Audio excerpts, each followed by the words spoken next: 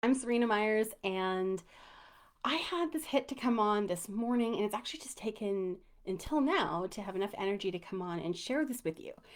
I had this really, really powerful session with a client this morning where something happened that was a really clear message that was for her, but not just for her.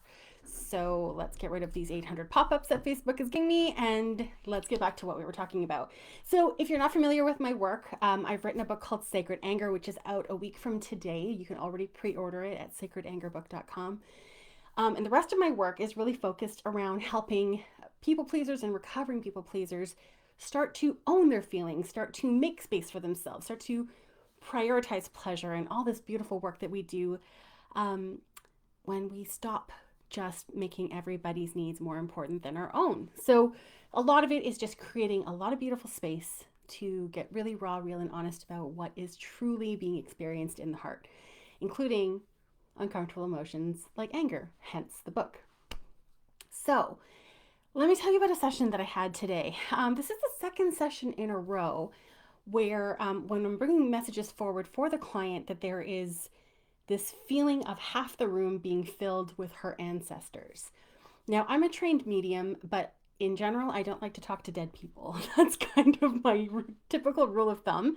So I don't actually do mediumship work in that sense. But this was more like, rather than it being a whole bunch of individuals, it was like this collective voice that kept showing up. When they showed up the first time, it was really just to make their presence known. And it was really clear that they were to hold space for the work that she was doing. And this was getting towards the end of the program, week 7 and 8, where we are kind of starting to tie up loose ends, where we're really starting to bring completion to this work around anger. So when they came in and they held space, I didn't really think much of it. And then today, while we were talking, they came in again. And here was the interesting thing. They were talking about the work that she was doing as being not just for her, but for all the generations that came before her and all the other generations that are still yet to come. And this is the thing when we do inner work. Our own healing has this really powerful ripple effect that stretches so far beyond us. We're going to see it within like our kids or the people that know us, and they start to see the things that we're doing to like better ourselves, and they start to feel courageous enough to make some of those changes for themselves. We'll see it in those ways. But on an energetic level, a lot of the work that we came into this life to do or to clear wasn't ours to even begin with. So some of it will be things that is ours, but from past lives that we've brought into this life.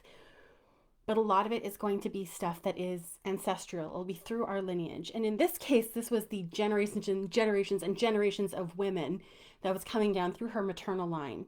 And they were coming and basically saying, we're holding this space because thank you. We're holding this space because we recognize that the work that you're doing right now is for us too. Because these were women who had gone voiceless, who hadn't been able to speak up, who weren't able to stand their ground and express themselves. And like the modern woman is really a very, very cool archetype that was not even dreamed of in the generations that came before, which is really exciting. But here is the other thing that they said. They said, borrow our righteous rage. Okay. So we dug into that a little bit. And this is what they said, is that when we're doing this really big work, this really heart-centered work, it's hard and it is a marathon. So we're being asked to basically run an emotional and energetic marathon, but at the pace of someone who's doing a sprint.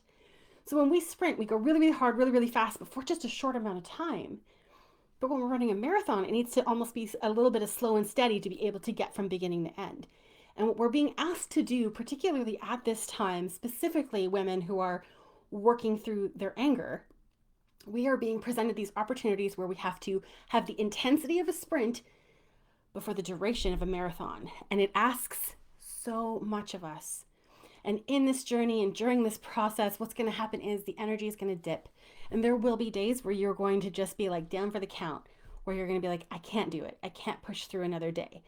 I need to take a break. I need to stop. There are times where you're going to want to throw in the towel because it's hard. And this is where they're saying, borrow our righteous rage. In the angel communities, I know a lot of different teachers who will say, to wake up and basically surrender your day to the angels. The angels can only step in to help you if you invite them and you say, thank you, angels, for coming in and helping me have the best day possible. Help me show up in a way that is supportive of me and my work and of the people that I'm here to serve, whatever the language is going to be. And this invitation was to do a similar thing, but with the ancestors. When we hit those walls where we have nothing left to give, but we still have a ways to go, is to call on them and say, thank you, ancestors, for giving me your righteous rage. Allow it to fuel me through this next stretch of the journey. You can do this in meditation. You can do this as prayer.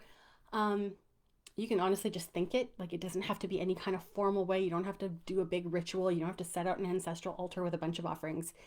It doesn't have to be complicated. What we're talking about is a relationship between you and the divine. Because really, the generations that came before us, they are divinity. They are part of the big divine, the big you, universal you. This is a really important time for women who are doing this work. We are healing before us and behind us, and also sideways. I wondered a lot of the time about the work that I do for myself because I didn't have any biological children. And I kept wondering, is it worth it? And why am I doing all this work? But because there is also this linear way that it's clearing as well, that means that I'm clearing a lot of the hurdles that my sisters have or that my nieces may encounter. This is really, really big and important work, and we need to be able to pace ourselves. And sometimes that means surrendering it to a higher power. And in this case, that's the ancestors. So that is my little tidbit for you. And this is actually not something I covered in Sacred Anger at all. I think I might have talked about inherited trauma, but I certainly didn't talk about borrowing their righteous rage because no one had ever explicitly given me that as a directive before. But now that it's here, I couldn't really not share it with all of you because it was pretty potent and pretty powerful stuff. So I hope it helps you on your journey with anger. All right, sending you so much love today. Take care.